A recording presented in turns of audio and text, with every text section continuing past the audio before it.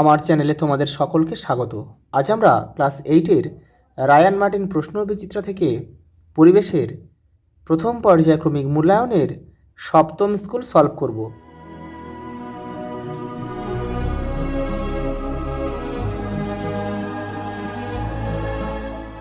দেখো প্রথম প্রশ্ন, তরলের ঘনত্ব বেশি হলে প্লবতা বেশি হবে। মিথেন অণুতে সমযোজী বন্ধনের সংখ্যা কয়টি? 4টি। শূন্যস্থান পূরণ করো। দেখো দিয়েছে এন আর সি দিয়েছে। দেখো নাইট্রোজেন আর কার্বনের হলো পরস্পরের, এরা হচ্ছে আইসোবার।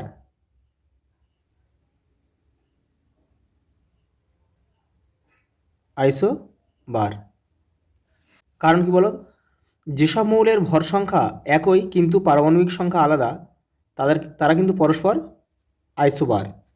দেখো কোনো পরমাণু থেকে একটি ইলেকট্রন বের করে নিলে সেটি ধনাত্মক হয়ে পড়ে কয়টা দেখো, বা পজিটিভ হয়ে পড়ে।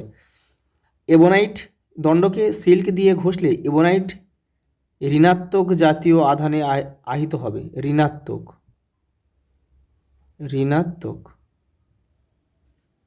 এটা দেখে নাও। এই যে দেখো একটা তালিকা দেওয়া রয়েছে, এই যে তালিকার যে কোনো দুটো বস্তুর মধ্যে যদি ঘর্ষণ করা হয় তাহলে উপরেরটার সঙ্গে ধনাত্মক আধান সৃষ্টি হবে আর নিচেরটার সঙ্গে ঋণাত্মক আধান সৃষ্টি হবে।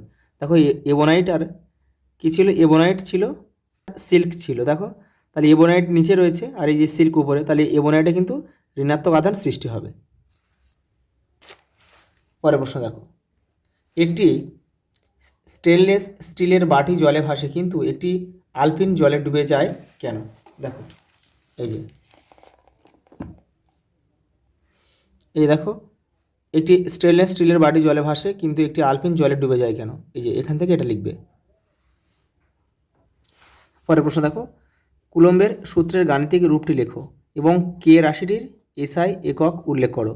আচ্ছা, গাণিতিক রূপটা আমি এখানে লিখে দিচ্ছি। এখানে F equal to K P1 into Q, এখানে আর স্কোয়ার। এই যে এটা। পরেরটা দেখো, কে রাশিটির এসআই একক উল্লেখ করো। এটা হবে newton metre square by coulomb square.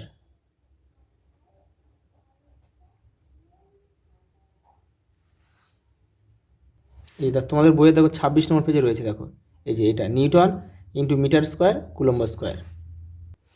পরেরটা দেখো, যৌগগুলির সংকেত লেখো। অ্যালুমিনিয়াম সালফেট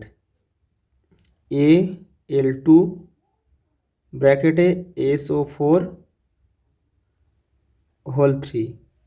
আচ্ছা, এখানে আমি পরিষ্কার করে লিখে দিচ্ছি এখানটা একটু। Al2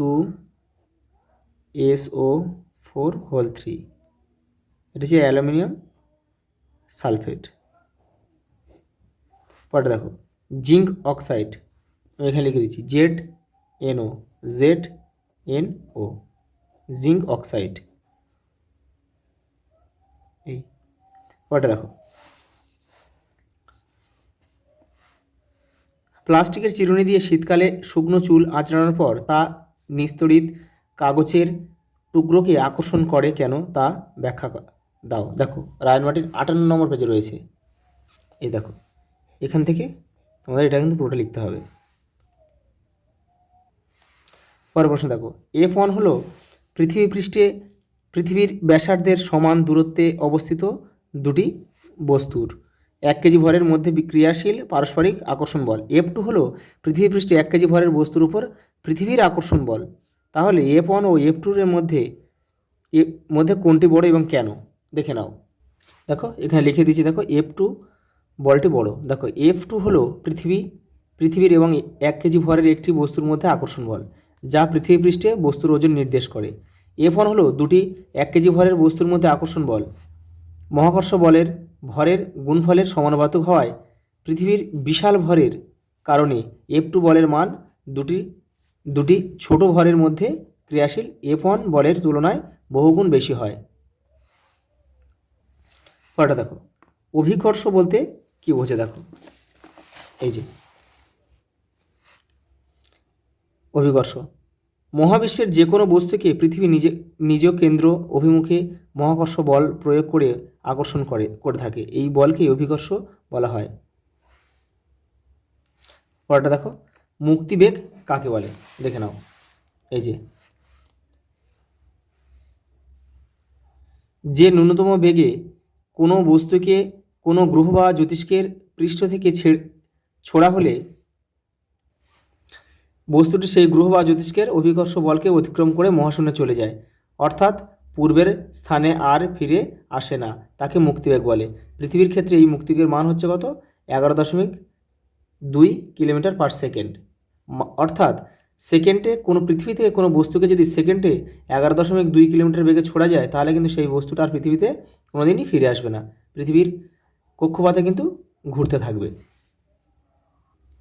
পরেরটা দেখো, একটা অঙ্ক দিয়েছে, 2 বর্গমিটার অঞ্চল জুড়ে 14 নিউটন বল কাজ করছে, ওই অঞ্চলে চাপের মান কত হবে দেখে নাও।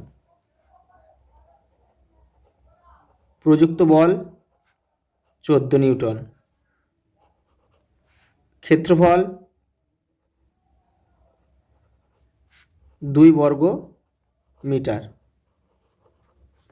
আচ্ছা, আমরা জানি কি চাপ সমান সমান কি, চাপ সমান সমান বল বাই ক্ষেত্রফল,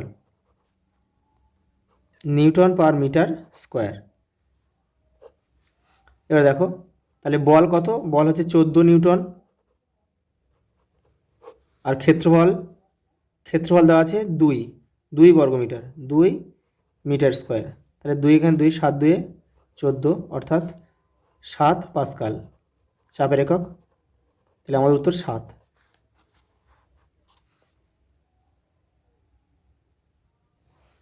পরেরটা দেখো, অবাধে পতনশীল বস্তুর ক্ষেত্রে আর্কিমিডিসের নীতি প্রযোজ্য হয় না কেন দেখে নাও।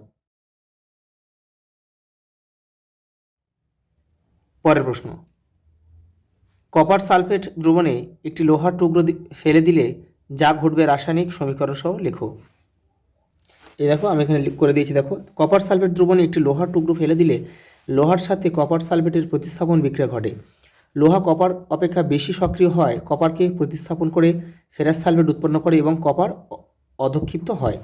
এটা লোহা, এটা কপার সালফেট, এটা ফেরাস সালফেট, এটা কপার বা তামা। পরেরটা দেখো, Fe plus H2O A plus B, দেখো Al plus H2O C plus D, A B C ও ডিকে শনাক্ত করো দেখে নাও। এই যে আমি করে দিয়েছি, দেখো এই দেখো এ সমান সমান দেখো ফেরোসোফেরিক অক্সাইড, বি সমান সমান হাইড্রোজেন, আর সি সমান সমান অ্যালুমিনিয়াম অক্সাইড, ডি সমান সমান হাইড্রোজেন। দেখো এখানে কি হয়েছে, দেখো লোহা ও অ্যালুমিনিয়াম উত্তপ্ত জলের সাথে বিক্রিয়া করে ধাতব অক্সাইড ও হাইড্রোজেন গ্যাস উৎপন্ন করেছে। পরের প্রশ্ন দেখো, আয়নীয় যৌগ সোডিয়াম ক্লোরাইড ও সমযোজী যৌগ কর্পূরের ধর্মের মধ্যে পার্থক্য লেখো। তোমাদের বইয়ের 84 নম্বর পেজে রয়েছে, দেখো টেক্সটের এই যে দেখো আয়নীয় যৌগ সোডিয়াম ক্লোরাইড ও সমযোজী যৌগ কর্পূরের ধর্মের তুলনা, যেখান থেকে তোমরা করবে। পরের প্রশ্ন দেখো, অ্যামোনিয়া অণুর ইলেকট্রনীয় গঠন অঙ্কন করো। দেখো 83 নম্বর পেজে দেখো এই যে অ্যামোনিয়া NH3, এই যে এখানে দেখো অণুর ইলেকট্রনীয় গঠন, এই যে এটা করতে হবে, এই ছবিটা তোমাদের আঁকতে হবে। দেখো লাইফ সায়েন্স দিয়েছে, প্রথম প্রশ্ন দেখো, প্রোটিন সংশ্লেষে অংশ নেয় হচ্ছে রাইবোসোম, এই যে অপশান ডি আমাদের সঠিক উত্তর। পরেরটা দেখো, চোখের রেটিনায় উজ্জ্বল আলো ও বর্ণ শোষণে সক্ষম হচ্ছে কোন কোষ, আর মৃদু কোষ হচ্ছে রড কোষ। পরেরটা দেখো, রক্তচাপ নিয়ন্ত্রণ করে স্নায়ুকলা। পরেরটা দেখো, লিউকোপ্লাস্টিডের একটি কাজ লেখো। এই দেখো লিউকোপ্লাস্টিড, এই যে কাজ রয়েছে 1 2 3, এখান থেকে তোমরা করে নেবে, এটা তোমাদের রায়নোডিন 378 নম্বর পেজে রয়েছে। পরেরটা দেখো, ক্যান্সার আক্রান্ত কোষে কোন অঙ্গাণুর সক্রিয়তা বৃদ্ধি পায়? লাইসোজোম অঙ্গাণুর। Lysosome lysosome অঙ্গাণুর।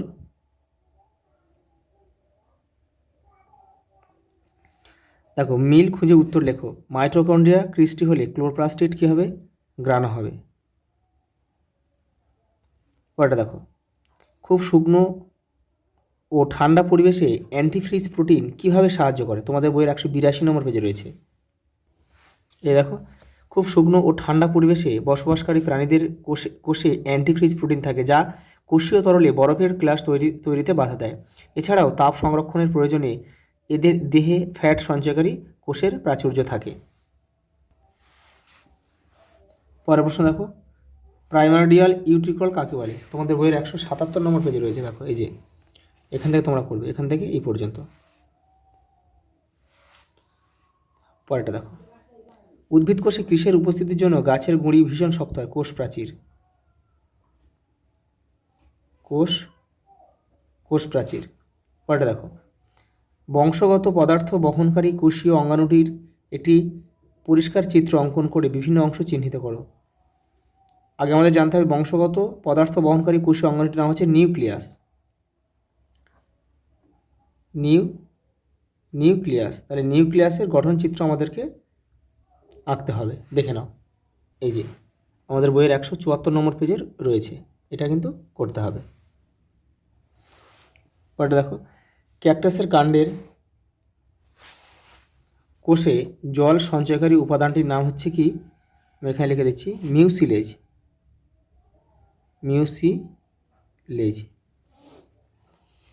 আর পরের প্রশ্ন দেখো দিয়েছে ক্লোরাইড কোষ কি? তোমাদের বইয়ের 182 নম্বর পেজে রয়েছে, দেখে নাও। এই যে এখান থেকে লিখতে হবে লবণাক্ত পরিবেশে বসবাসকারী উদ্ভিদের মূলে লবণপূর্ণ কোষ থাকে। প্রাণীদের ফুলকায় ক্লোরাইড কোষ থাকে, যা অতিরিক্ত সোডিয়াম ও ক্লোরিন আয়ন দেহ থেকে বার করে দিতে পারে। পরের প্রশ্ন দেখো, মাইটোকন্ড্রিয়ার চিহ্নিত চিত্রসহ সংক্ষেপে গঠন বর্ণনা করো। এই যে এটা তোমাদের আঁকতে হবে। আর উপরেই যে গঠন রয়েছে এখান থেকে তোমরা গঠনটা লিখবে।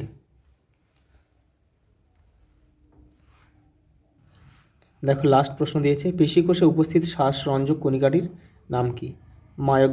মায়োগ্লোবিন।